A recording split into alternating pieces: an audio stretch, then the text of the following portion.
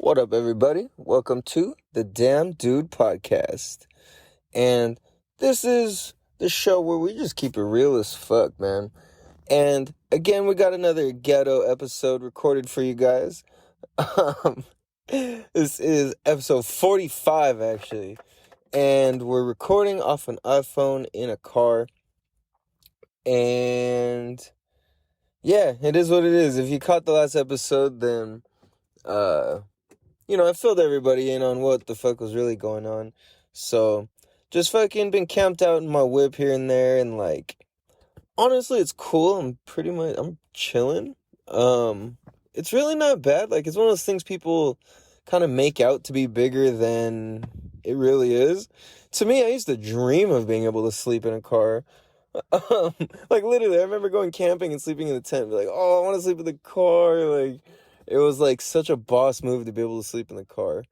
Then also, I'm just like, man, fuck this, dude. I need the motivation to actually get my own place and do what I need to do to really take responsibility for my life and kind of just keep it pushing in the right direction and accomplish the goals that I need to accomplish. I can record stuff. Yeah, man. So it's kind of crazy. So the last few days have been quite interesting. I've been excuse me. I've been good overall, I think. I've been hurting here and there a little bit, but for the most part, I'm pretty good at staying present and focusing on what I'm doing and not really distracting myself, because when it's time to sit and be by myself and think and meditate and feel, I usually just turn my brain off and just kind of feel through all of it. And I realize that allows me to be able to talk about, or not even talk about, but to really be able to contextualize my thoughts and feelings and emotions and just really everything, just kind of gather it all together. And I meditate several times a day. Usually I'll do about 20 to 30 minutes at the gym and the sauna worth of meditating at a time.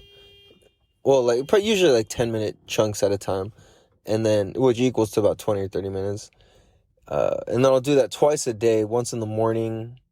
Once in the morning. Depending if I have time or not. Sometimes I have to leave right away from the gym and get to some appointments. But the days where I don't have to, then yeah, I'm in there and I just soak out or sweat out all the chlorine and whatever else, Excuse me.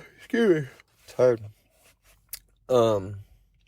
Yeah, so it's a trip, so I'm thinking, I'm like, dude, I could go get a hotel, I could go get a campsite, I could go get a Airbnb, there's a bunch of things, there's people I could call, there's places I could go, there's, people I could hit up and places I could stay, I could go back to the house, I could do a whole bunch of things, and I just choose not to. I choose to,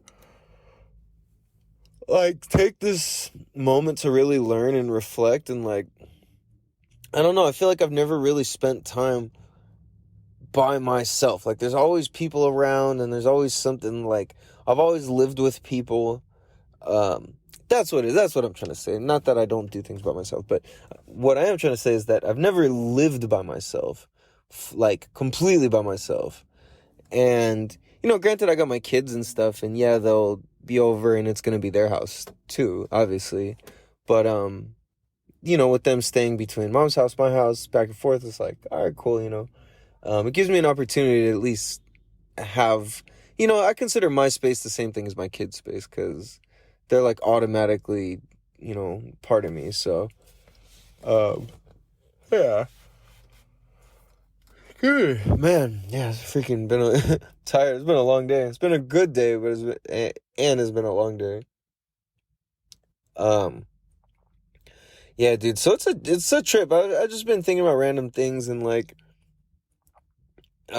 something I was thinking about is man, it's really crazy because the truth is, like, and I'm very, very generalizing, but the truth is behind a lot of relationships is that most people aren't happy in the relationship.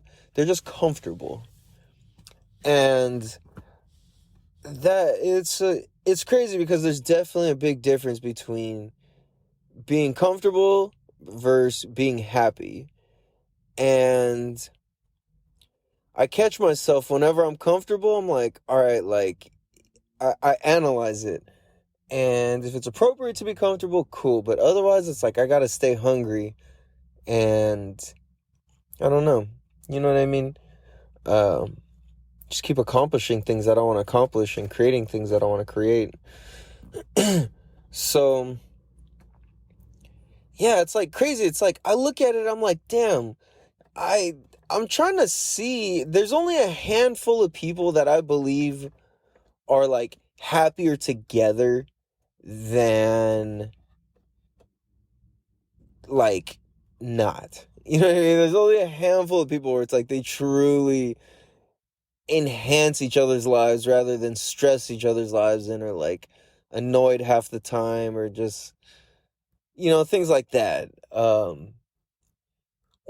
the other hand, whereas like you see people or couples, I should say, um, like dependent on each other. And it's like, damn, all right, I've been that person before for sure. And your dependency on each other becomes the whole entire relationship.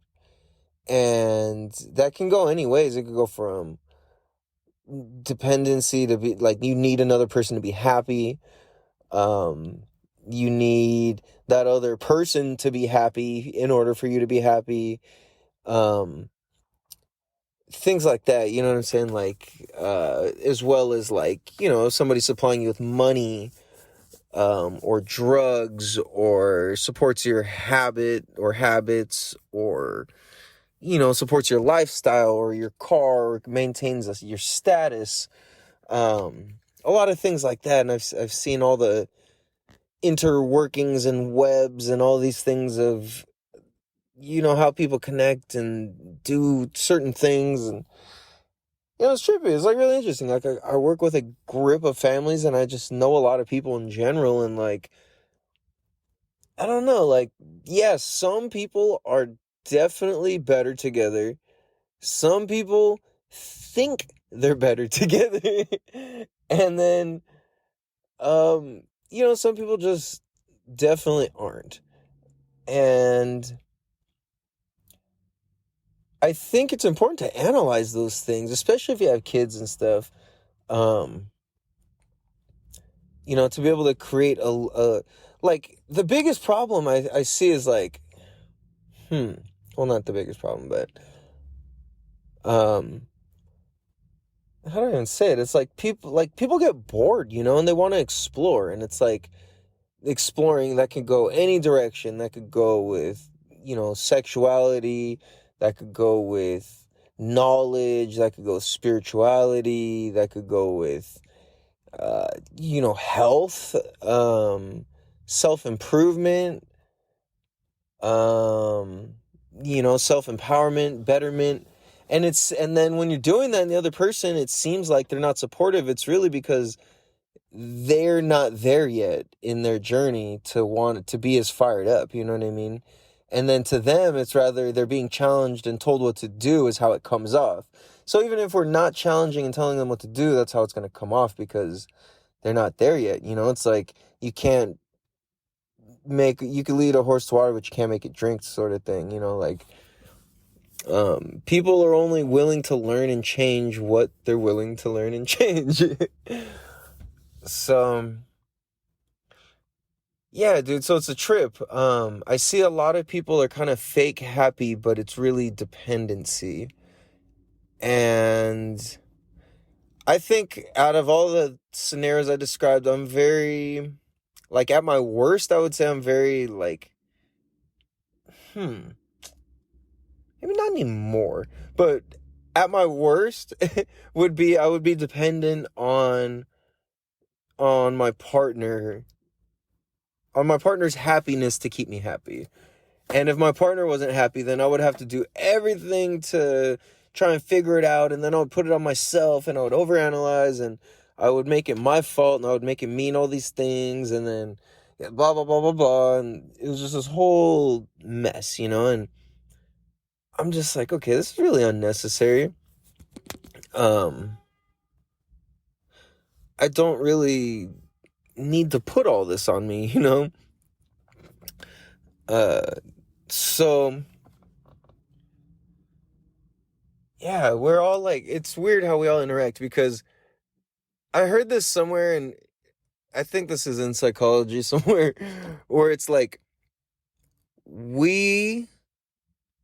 do I say this without complicating it? We are attracted to our trauma in another person, if that makes sense. So like the pain that we feel, let me say that, like okay, so like our particular pains that we experience, so for example, it could be abandonment, it could be you were abused, it could be you're a victim, it could be you're a bully, it could be you talk too much when you get nervous, it could be whatever, it could be any of those things. And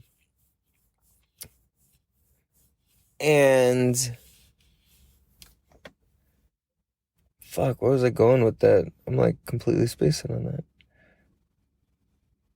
that. Sorry. Damn. Fuck. I tried to, like, somebody was being weird outside and I kind of got sidetracked. What was I saying about all those things? Got it. That was all deep too. So, like, we're attracted to the pains, right?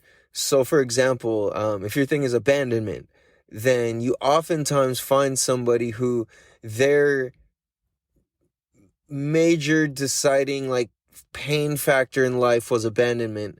So you guys relate on this abandonment level and you feel connected and neither of you feel abandoned because you guys both get that same struggle. And you know, I feel like a lot of people kind of live in that bubble and are kind of just okay with it. Like they know there's something deeper, but they don't want to question it. So they stay inside the safe zone of like being fun and being festive and colorful or enthusiastic about sports or a team or music or certain types of music or, you know, whatever types of personas, tailgating, this, that, you know, just random things to kind of take the mind off of knowing that there's more to life and they don't want to think about it because they know that if they think about it, it just is a fact that they'll dig up and uncover that they really aren't happy and that they really don't love sports that much. And, you know, it's like you can only rep another person's last name so hard before you've given yourself up. And I see that when it comes to like wearing sports team jerseys or players jerseys, like, yeah, it's cool if you're a fan of the player, that's cool. Like I got some jerseys, you know, it's like I'll rock them here and there. But at the same time, I'm never going to fight somebody over it or like some shit like that. You know what I mean? It's like, I'm not going to rep for another person's last name harder than my own. That never made sense to me. And I think that's crazy. I see people punching each other in the face over fucking the way somebody hits a ball or fucking throws a ball or catches a ball or like, it's like, for reals, bro? Like, that's really, you know what I mean? Like, that's crazy. And it's like, okay, if we were to stop and have a conversation and be like, where does that come from? Like, why are you at the stadium punching a guy? Because he said, fuck my team. And it's like, well, you said fuck his team also. It's like, what's the difference? Ugh, you don't get it. You know, it's like, well, bro, like, yeah, because he this and that, and this is another thing. It's like, dude, that none of this shit really matters. It's a fucking game. You realize that, right? And strictly and purely because of advertising and marketing and gimmicks, and we've been sold on it. Not saying there's anything wrong with it, but it's like we've been sold on it and we take it way more serious than it really is. It's a game. And at some point, I remember like in the early 90s, when you go to a baseball game, it the experience kind of changed to where it got really like commercial. And I remember going one year and it's just like, and all the speakers and lights and all. I was like, what the fuck? Like, yo, this is crazy. And all the TVs and all. Dude, it was nuts. Like, one day it just became this crazy thing. And everybody's announced and da-da-da. It's so grand and crazy. It's like, holy shit, it's a whole fucking production. It's such a production, they can get you to pay outrageous prices for things that cost dirt cheap money. Like you're paying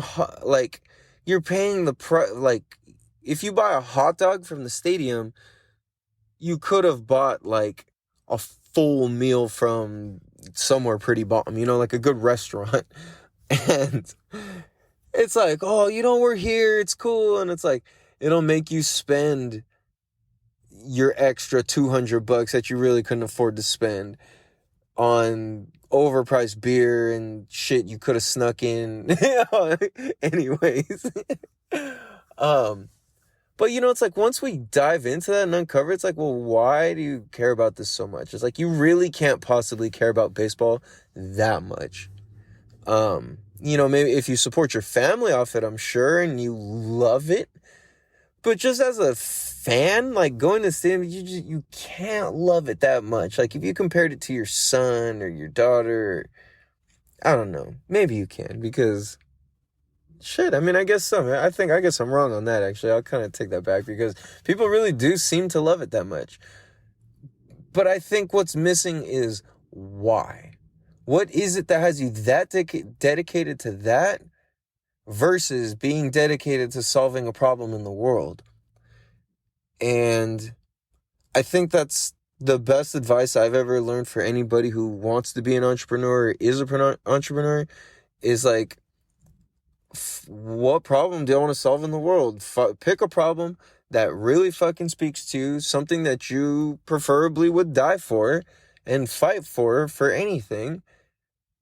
And you don't care, and you're going to do what you're going to do, like, you know what I'm saying? Do it. Like, that's like the best advice I've heard for it is, like, dude, find a problem, solve it. Simple. You know what I mean? And just keep doing it over and over and over. And the importance of picking something that you love and a problem that you're able to solve is because it keeps it fun and it keeps it going. Like my goal is to essentially put myself out of business in a sense. And because it's an impossible thing as long as I keep going, which is my goal is to change the leading cause of death I'm all tongue tied today. My goal is to change the leading cause of accidental death for children 5 and under in the world. And that happens to be drowning. And it's like, dude, if I can put myself out of business, that means I change the entire world. And I'm like, damn, dude, like, if I put myself out of business, that means I have no more clients. That means every child in the world knows how to swim. So check that out. Let's say, okay, so that's an impossible goal because people are going to always have kids. Well, hopefully after all this fucking shit's going on. Anyway, that's a whole nother thing. Let's not get this episode flagged. You know what I mean? People are going to keep having kids. And how is it even possible? So let's say that people just couldn't have kids anymore. And like the last kids ever were born. And let's say we wanted to save them and prolong their life. It would be wise to teach them how to swim or teach them life-saving skills in the water, how to float, breath control, all that stuff.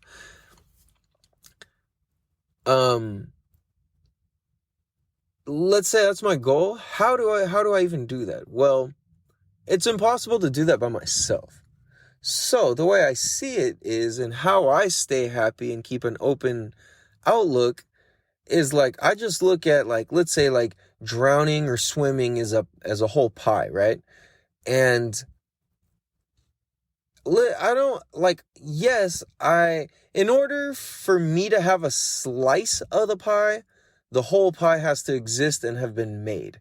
So being that the pie is made, the pie exists, I can have a slice. So within me having my slice, I understand that other people in other places are going to have their slice as well. So if all my competitors teach babies how to swim, did I succeed? Fuck yeah, dude. Because my goal is to have all the kids in the world safe. So it doesn't matter if it's my hands that do it or not. But if my influence impacted that and that spreads in the world, boom, that's me making a difference. That's me helping change the world. And that's me, like, keeping a goal that just keeps going. And it's been mind-blowing because I've been able to help all these crazy ass, I mean, not crazy kids, but I've been in all these crazy ass situations and places and talked to some trippy and interesting kids and been able to give them some cool advice and help them out and create memorable skills and activities for them.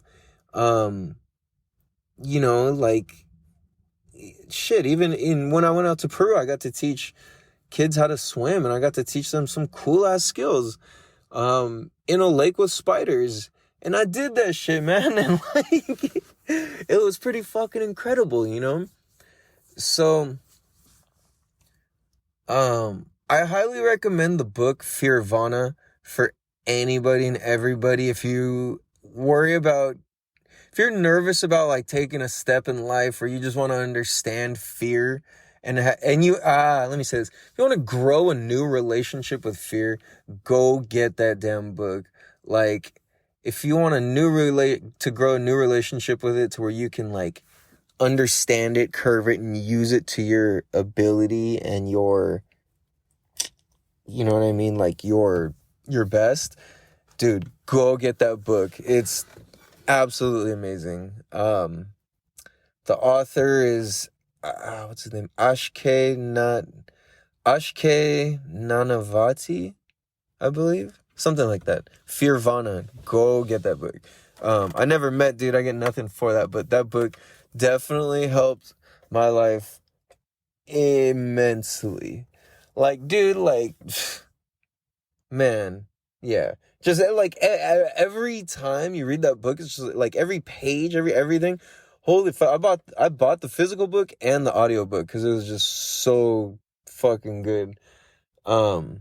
I learned so much from that book, and that and meditation and plant medicines have been my key ingredient to being able to stay present and, you know, maintain happiness when shit sucks. And I realized that being happy means that you know how to feel sad also. It means you know when to. It means you're capable of feeling all the emotions that you can, because that's what being human is, you know? And I think that the more that dudes suppress all this anger and emotion and all this shit, and I don't know, it's just like the more we have all these ticking time bombs of dudes, like, it's crazy, man. And excuse if you hear race cars going on outside in a moment. I parked all crazy, like how the racers and racers always park. And then a gang of them having to line up right next to me, parked backwards in the backwards stall. All diagonal and shit. Yeah, it's pretty funny. But, yeah, dude, it's crazy. Yeah, life's a trip, man. Like, I realized, dude, circumstances are just circumstances. They don't mean anything. That's why I'm not afraid to be like, yeah, fuck it. I slept in the whip. Like, so what? Like, that's cool. I'm appreciative, dude. Like, you know how many people wish they had a car? You know what I mean? You know how many people wish that? Dude, I camp like a motherfucker. Like, sleeping in my car, I do that shit. Like, I really, really do this shit. Like, nah, dude, you can't fuck with me. You know how many times I've been in the desert and been offered to stay inside of a fucking full RV, fully set up with electricity, running water, refrigerator, food, the whole thing. Excuse me. And I was like, I appreciate it. You know, TV, internet, the whole thing. Showers, toilets. And I was like, you know, like, I appreciate it. And I'm going to go sleep in my truck. And, you know, in my truck, I got my seat. I got my, my little pad, my space. I got all my shit. I'm chilling, dude, And, I got my bong, I got my weed, like, whatever. Like, I'm going to go, you can find me in the car. And people trip out because I've literally turned down offers like that, like a gang of times. And I'm just like, nah, like, when I get to that point, I understand that me roughing it's not comfortable or fun forever. And, I don't know. Maybe that's not true. But in my experience of how I've seen people get older, they always want more comfortable stuff. So we'll see how that goes. Excuse me. Yeah, dude. So, so it's crazy. So I was going to say, yeah. So, as what makes everything so comfortable is a great lull mattress. And I'm just kidding. I don't get paid by them and they don't endorse me. But they should. I've never even used one. I was just making up a name out there that I've heard of. Because it would be cool to fucking just get hooked up, right? Like, that'd be dope. I'll take a mattress sponsorship. I believe in fucking comfortable mattresses. So that's, again, why I don't mind. Because I actually got a legit mattress thing and a whole legit setup. All my seats fold. And it's straight, dude. Like, it's fucking cool. It's cool. But yeah, dude, like, this is crazy. Have you guys ever had, or do you have, dreams where you download like foresight or information or visions of the future, where it's just little flashes? And you might be wondering, like, okay, well, how do you even know that it's the future, right? Well, in my experience, is like from past experience. So, for example, I've had dreams or visions or whatever, or like certain, just like a flash in a dream, and I happen to like not necessarily remember it, but I didn't necessarily forget it, if that makes any sense. It's just like in my brain of information somewhere, not necessarily conscious. But as soon as that moment in life strikes and it lines up with what exactly I saw in my brain, it registers and I go click, and I'm like, oh, I'm here in life now. Checkpoint. Boom. So to me, that's what deja vu is, and I learned that. And shout out to the homie Colin, who will be a guest on here too when I go do my podcast tour, which I just announced right now. Because, oh yeah, oh man, I don't want to say too much, but I'm putting together and I'm planning a podcast tour. So I'm going to come out, fuck with some of my people in Chicago. Or this is my idea. I'm not certain yet, but this is kind of the plan is, mob out to Chicago, mob out to, so Chicago for some musician homies and just very talented people I know, San Francisco for also some musician homies and very talented people I know, LA for the same thing, and and some business owners as well, and all these people are pretty much business owners. And then Vegas, which I'm trying to line up and link up with Brad Lee for episode 100. And then, so I can have all those in the vault, come back, sprinkle it with some solo episodes, and then fucking boom, we'll have fucking 100 episodes in the vault, dude. Yeah, so I want to have that all ready. So I'm gonna go do a podcast tour and make that happen, because I know and have met some really, really fucking dope people. Yeah. And I also want to take my oldest son to Colorado, just to go to the skate park and just, go fuck around, eat some food, and just kind of do whatever. Seems like fun. But back to my point or not my point, but what I was saying is, like, having dreams where you download foresight, or information or visions of the future. And what I was saying was, shout out to my homie Colin, because he was the one who first told me, like, I met him in meditation, in Vipassana meditation, and we were standing there, and I forget who it was, but one of us was like, yo, I've been here before. I was like, dude, me too. And I was like, we were like, no, not like that, but like, I was like, yeah, no, it's my first time here. He's like, yeah, like, whoa. He's like, damn, he's like, bro, that's fucking sick. He's like, we both seen it at the same time, like, I forget who said it, but something like that, like, wow, like, that was fucking cool. And that was like when we first met each other. Like, we literally just like first met and shook hands and hugged or like whatever, and was like, yo, what's up? It was one of those dudes. He's one of those dudes where it's just like kind of immediate respect. And, we linked up. It's like, what's up? Blah, blah, blah. I was like, cool. And that was when he taught me that. He's like, yo, like, I see deja vu as checkpoints in life. It means you're on the right path. And I was like, yo, like, that's hard as fuck. Like, damn, bro, like, that shit blew my mind, because all of a sudden, like, all my fucking deja vus just started fucking just flashing through my brain. I was like, holy shit, I totally get how that, dude, yeah, I fuck with that for sure. I subscribe to that belief for sure. So I gotta give credit where credit is due. And so, yeah, shout out to you, Colin, if you hear this episode. If not, I'll bring it up when we catch our interview. So I've been having crazy visions of the future, of like random ass things, dude. Like me jumping off a fucking like a hut in the like Bahamas or some shit like that. And like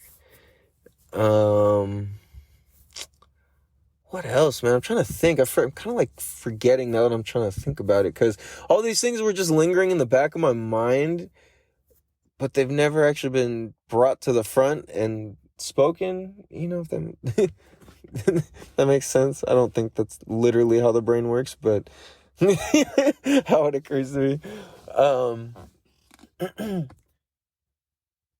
Yeah, dude, so I've been having just random flashes of things, you know what I mean? My kids doing things, off-roading, this, that. And it's crazy, because the last time I had all these visions, I got everything I wanted. And it's scary, because now I'm starting to piece together what I want. And, I'm not being cocky or bragging or anything, but like every time when I know what I want exactly, I'm getting it. Like, there's no if, ands, or but about it. So, for example, like, this is crazy, dude. I used to just dream of having a motorcycle, dude. Like, I would dream of it. Literally, I would daydream. I would be dreaming about it when I was sleeping. I would be thinking about it all day. I would just be thinking about motorcycles constantly. And from a little kid all the way up till I was older, I used to have these just like random flashes of like motorcycles on this track and doing I remember first seeing a 3-wheeler, and like I would just envision myself. At first, it started off with seeing this guy like riding it and like drifting around a turn, and then the vision got kind of closer. Then I got to like ride on it with the dude or whatever. It was just like a mysterious dream figure. It was weird. Controlling the motorcycle, and then eventually it became me like riding the motorcycle and hitting the turn. And then eventually, one time I was riding a three-wheeler and I was fucking sliding sideways in a berm and ka-chink, that image. I was like, oh shit. Like, it almost made me cry because it was just out of this world. And I remember I was like a teenager when that happened. I was like, whoa, that was weird. Like, whatever, I just kept riding. I didn't really think much of it. um, so, the more time goes by and I'll have random dreams. Like, the one that would fuck with me the most was I would remember being outside of like this motorcycle shop and I would throw my leg. First, it started with me like seeing it far away, seeing it. And then I remember one time somebody let me like, then I got to hear the bike turn on. And then like several dreams later, it's like I got to hear somebody rev it. Then another time, it's like it just would show me like a 0.5 second image or maybe like 10-second image of like foresight. And then it would cut off and I would be left with that. But every time the dream would come back, it would play through the whole thing and up to where it got left off. So all the images would piece together until where it got left off lastly. And then I would, man. So like eventually the dream would go further and further into what I really wanted. And I kept doing things to make it more real and making moves to make it more real. And so I remember eventually it got to like the bike got to turn on. And then it got to rev. And then I got to see somebody ride it.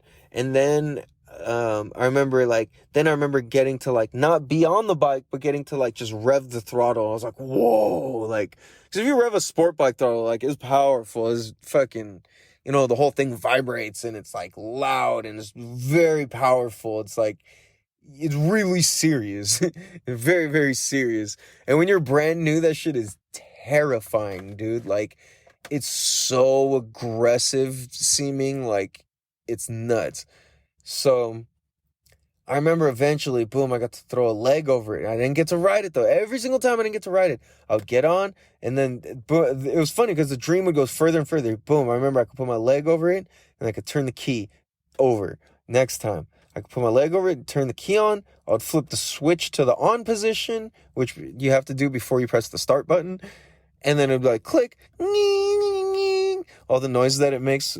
And then, boom, dream over. Next one, click, key, switch, noise, and then over.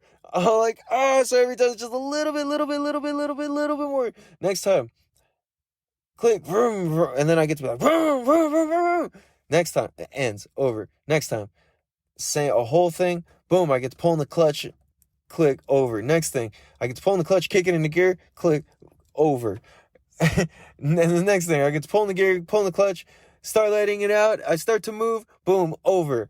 And then, so it would happen like that, and then finally I remember, I started having dreams where that same motorcycle that I was having those dreams outside of the dealership is ended up where I'm working. It happened to be Fun Bike.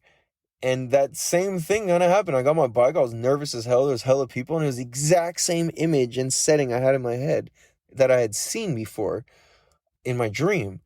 Then the next thing, I was at Arco on my motorcycle in Mira Mesa. And it was right at the fucking, the Arco that's really there. And I would pull up to the gas pump.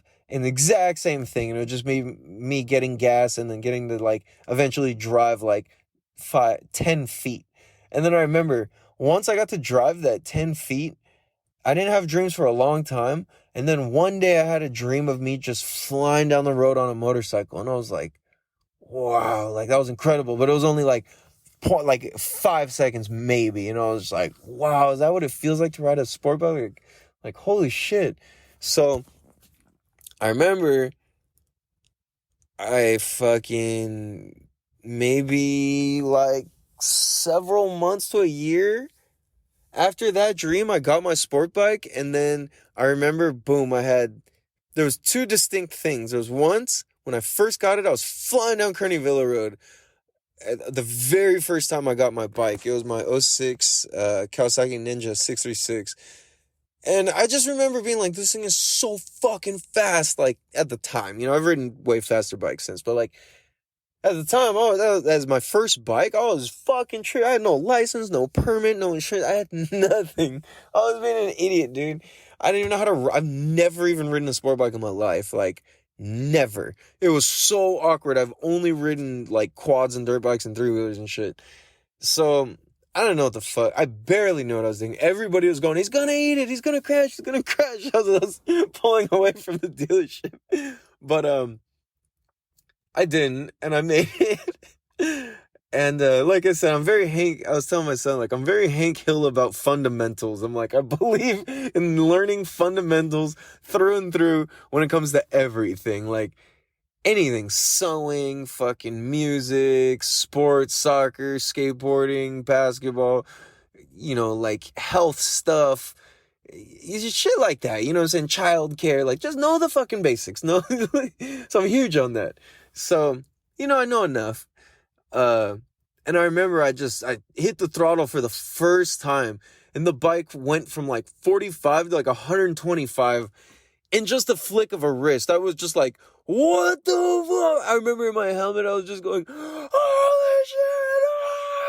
Ah! It was so amazing, dude. Like, and I can't even believe, like, I was so awkward on the thing. I was sitting on it all wrong. I had no clue what I was doing.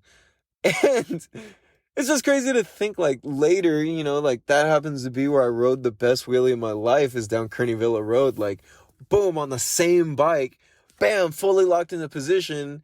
Whoa, whoa, whoa, full balance point. I'm just like, damn, man, like, crazy, right? So then I had another flash image. One time I was doing, like 150, like, probably like 158 or something like that. I was going fast. It wasn't, like, top speed fast, but it was pretty fast. And I was somewhere in like Santa Isabel in a straightaway, and I remember I had this image of all these yellow, like, tall weed sort of things, and like just fields of it, and I just remember just fucking flying through that, and this very distinct image matched my dream exactly, and I was just like, wow, man. And you know, it's crazy because I've dreamt up my, like, dream girls and my things, and I've met them and dated them, and it's just crazy shit, right? This might sound all wacky, I don't know, but it's my truth. And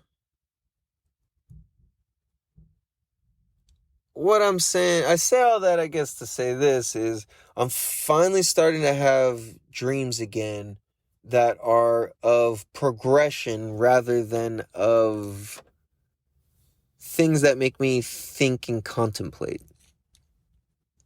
So I feel like rather than being a whole learning, like, a lot of times my dreams are teaching me things, you know, and I'm learning and learning and learning. But then the times I can also tell the difference when it's showing me something that is of the future, or something that's of my creation, and helping me formulate what I want to do, and my plan to get there, and how to do it, and all of that, you know.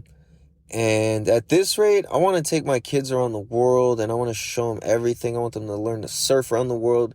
I want us to do all of our things as a first, I guess. I don't really care, but that would be cool, you know. Like, let's go fucking surfing in what? I don't know, like, what's that place called? Like, Indonesia or something, you know, like, it'll be our first time there, all of us. That would be pretty amazing. So that's what I want to do, and I have these images, you know. I want to go kick it in a villa in the Bahamas, and go and have a house in Hawaii, and have all these things, you know, just cool shit that really helps benefit my family's life, which in turn helps me benefit everybody that I come in contact's life.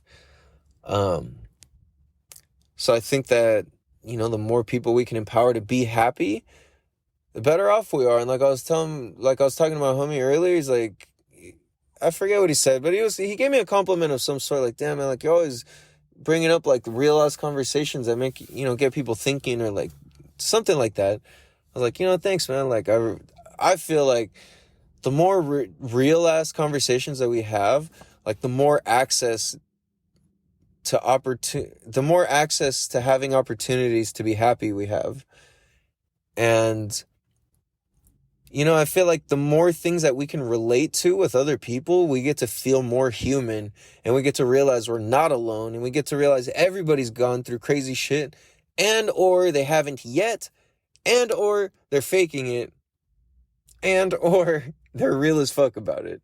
And you never know, dude. Like I was thinking about that. I smelled the worst smelling human being I've ever probably smelled in my life at the gym. Not only today, but the last couple days. And immediately I'm like, this motherfucker, like, he gets in the shower and gets out and puts on the smelliest clothes. Literally his clothes overpower my shampoo. And I'm like, how the fuck, me sniffing the shampoo bottle in a hot shower, does him in the hallway smell stronger than my shit? And I started getting so mad because it's such a trigger for me when people like really stink around me.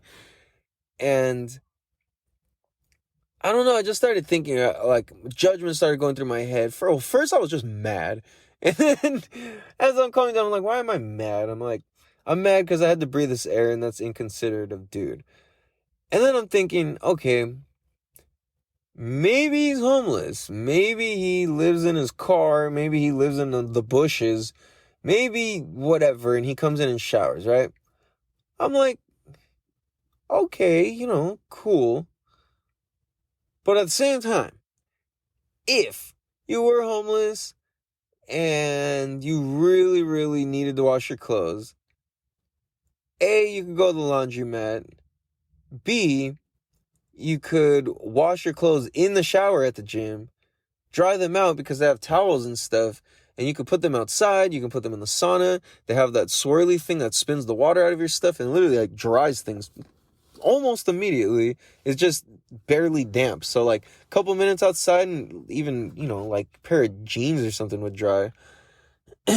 So I was like, damn, bro, they got soap, all these things. I'm just like, fuck, like, can you say something? Like, because he just got out of the shower, and be like, sir, I don't know if it's you, but your clothes, son, bro, like, what? Like I said, it wasn't even stinky. It was offensive, man. And I literally kept going, oh, what the fuck, when I was in the shower. And I don't know. I was literally having a tantrum because that triggers me.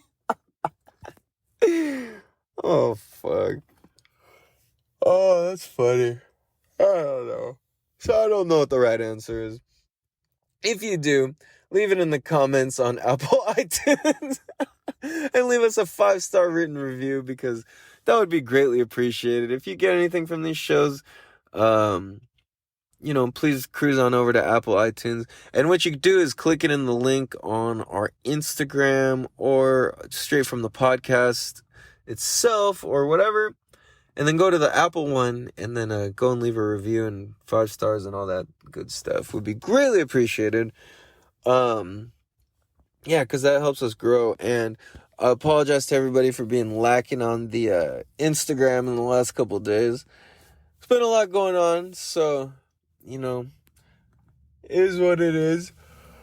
I figure I would just jump in with the sharks and fucking, you know what I'm saying? Do my thing, man. And find success and find a place and all that type of shit.